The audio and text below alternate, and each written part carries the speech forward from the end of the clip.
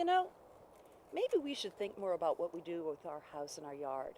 I was reading the other day that all the chemicals that we put in our yard, the stuff you wash off the driveway, even walking the dog, all those things can result in pollutants that end up in our waterways, like our rivers, our streams, even the bay. Well, I guess it makes sense that when it rains, all that stuff gets washed away. I guess it's got to end up somewhere. That's true, and we're all contributors. It's a shame. We love living near the water, but it's us that ends up polluting it. Well, then maybe we should learn more about these pollution sources and what we can do to reduce our contribution. It sounds like a great idea.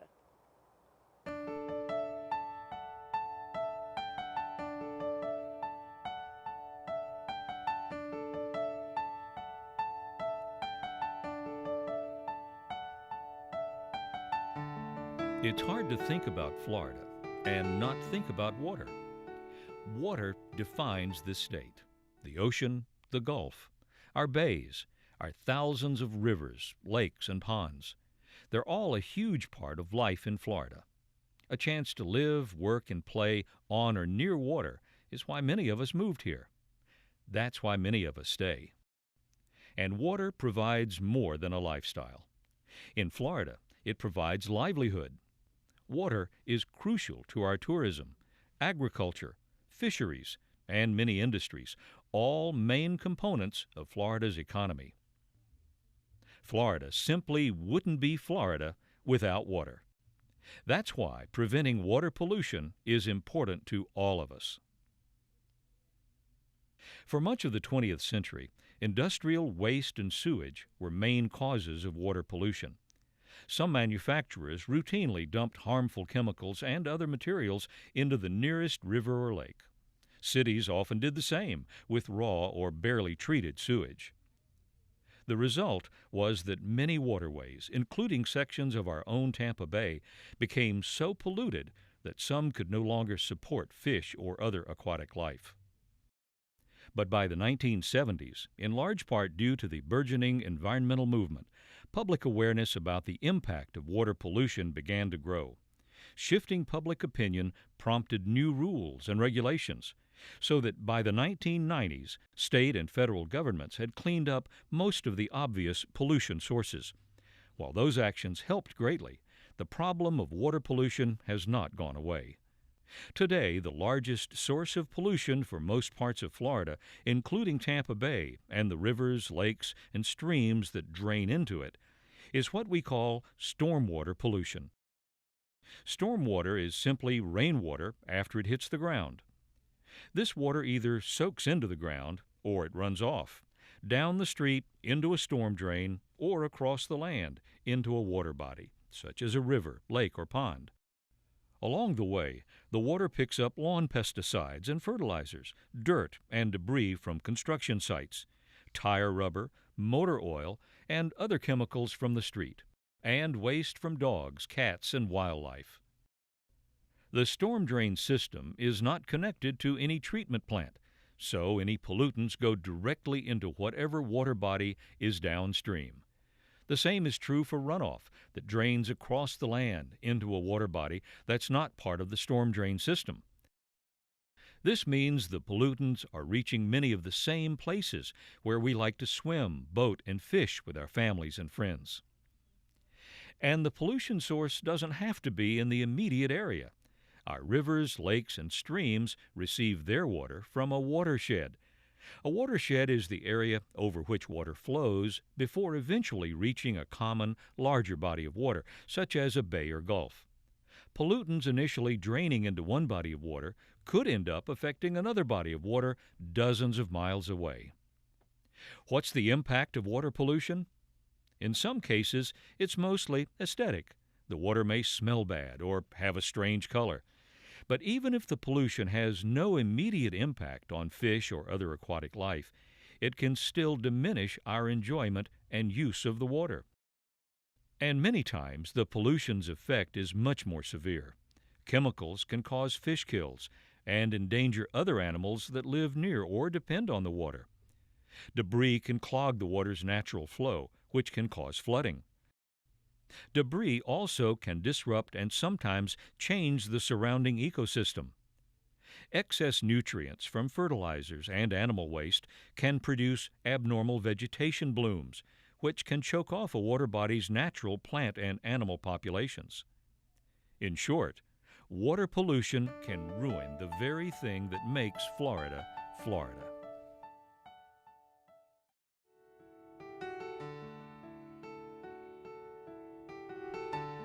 Industrial waste and untreated sewage, which at one time were major causes of water pollution, were known as point sources because the pollution came from a specific location or point, making it relatively easy to identify and clean up.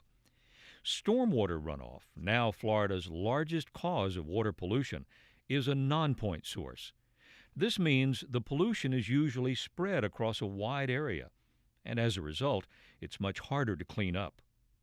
Polluted stormwater runoff can have many adverse effects on plants, fish, animals, and people. Sediment can cloud the water and make it difficult or impossible for aquatic plants to grow. Sediment can also destroy aquatic habitats. Excess nutrients can cause algae blooms. When algae die, they sink to the bottom and decompose in a process that removes oxygen from the water. Fish and other aquatic organisms can exist in water with low oxygen levels. Bacteria and other pathogens can wash into swimming areas and create health hazards, often making beach closures necessary. Debris, like plastic bags, six-pack rings, bottles, and cigarette butts, washed into water bodies can choke, suffocate, or disable aquatic life, like ducks, fish, turtles, and birds. Polluted stormwater often affects drinking water sources. This, in turn, can affect human health and increase drinking water treatment costs. Household hazardous wastes like insecticides, pesticides, paint, solvents, used motor oil, and other vehicle fluids can poison fish and other aquatic life, and people can become sick from eating diseased fish and shellfish or ingesting polluted water. Pollutants are carried untreated through storm drains or over land to our neighborhood water bodies every time it rains. Even pollution from miles away can impact us as runoff makes its way across the watershed. By now, most of us understand about the potential health, economic, and environmental issues associated with water pollution. But what many of us may not know is how we contribute to the problem. At home, when we use pesticides incorrectly or over-fertilize our lawn, we're adding those chemicals to the stormwater runoff. We do the same thing when we blow grass clippings and leaves into the street. Dumping oil, painting materials, or household cleaners into the gutter or down the storm drain is the same as dumping them directly into a river, lake, or pond. Remember, by law, only clean water is permitted in the storm drain. Dumping anything else is illegal and is known as an illicit discharge. An illicit discharge, even one that occurs accidentally, can be punishable by fines of up to $10,000. If you see an illicit discharge, you should contact your local environmental or water quality agency as soon as possible.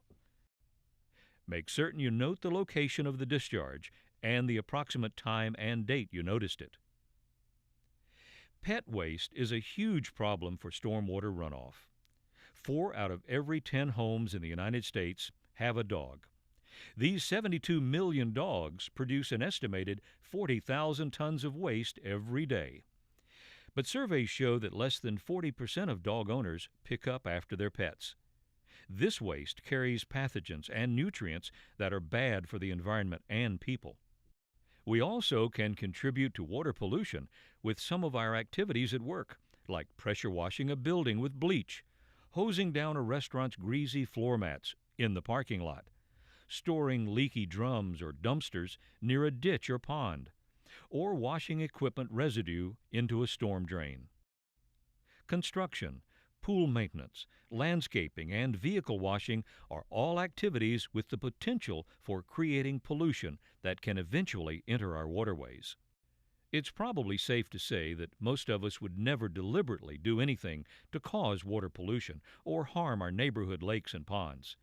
But many of us simply don't realize how many of our everyday activities contribute to the pollutants carried in stormwater runoff. Some people might be tempted to question how much harm can be done by over-fertilizing one lawn, or not picking up after one dog, or using bleach to pressure wash one building. That's a good point. But we don't live in isolation. Our whole community drains to the same place. It's not one lawn or one dog or one pressure-washed building. Our activities are magnified hundreds and thousands of times by the activities of our neighbors in the community.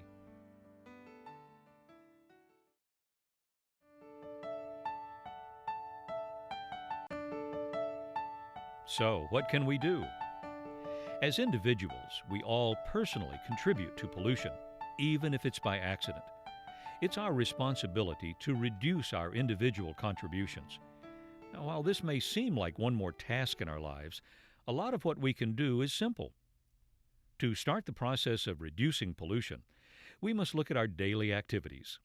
Here are some examples of things we do where we can make simple changes.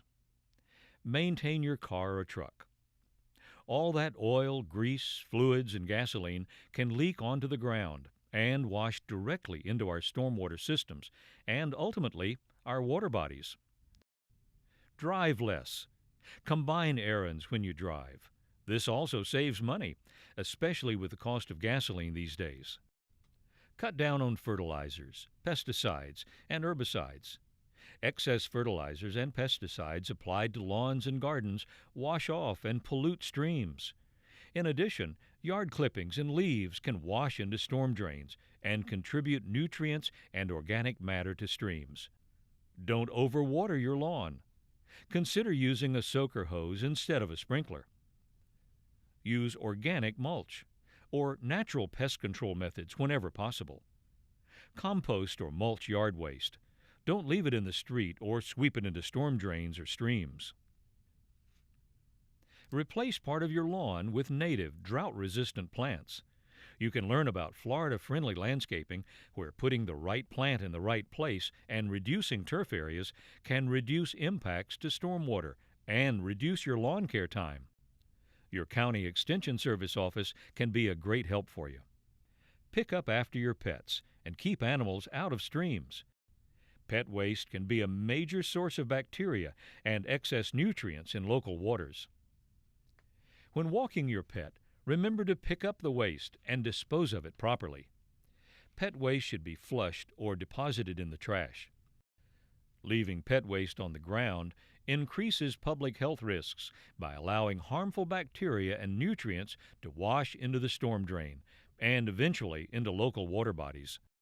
Support your local stormwater or surface water program.